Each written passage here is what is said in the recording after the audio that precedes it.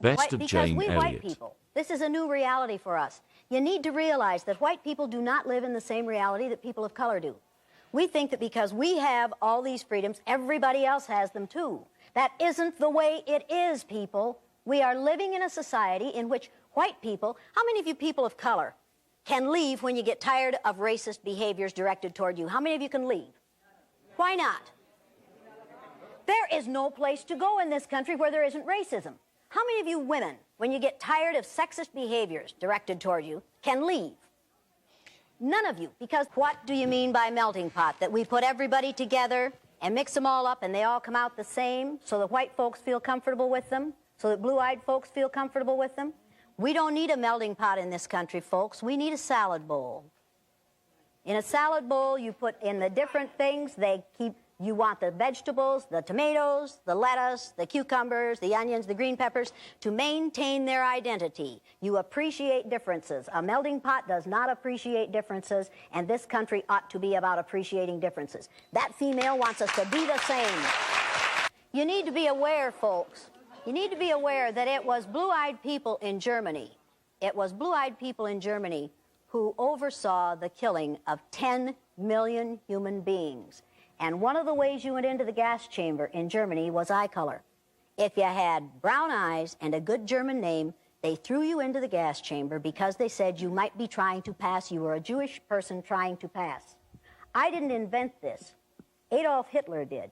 And there are people in this country today, neo-Nazis, the Aryan nation, who are now absolutely trying to do the same thing again. And unless you are aware of it, it will happen again.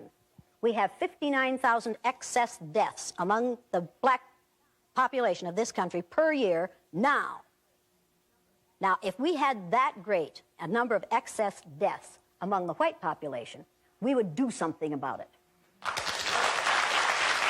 You don't like people making broad generalizations about you and assumptions about you without knowing you? That doesn't make you comfortable to have people making broad generalizations and assumptions about you without knowing you as an individual? It makes me very uncomfortable. It makes you very uncomfortable? Anybody else in this room ever had that kind of discomfort on a daily basis?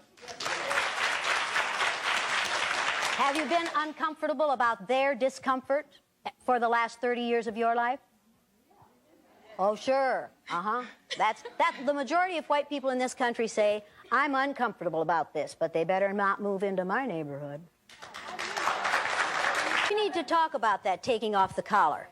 These people can take off their collars and then nobody knows what color their eyes are from a distance. How many of you people of color can take off the collar that we have put on you? How many of you can take off your color?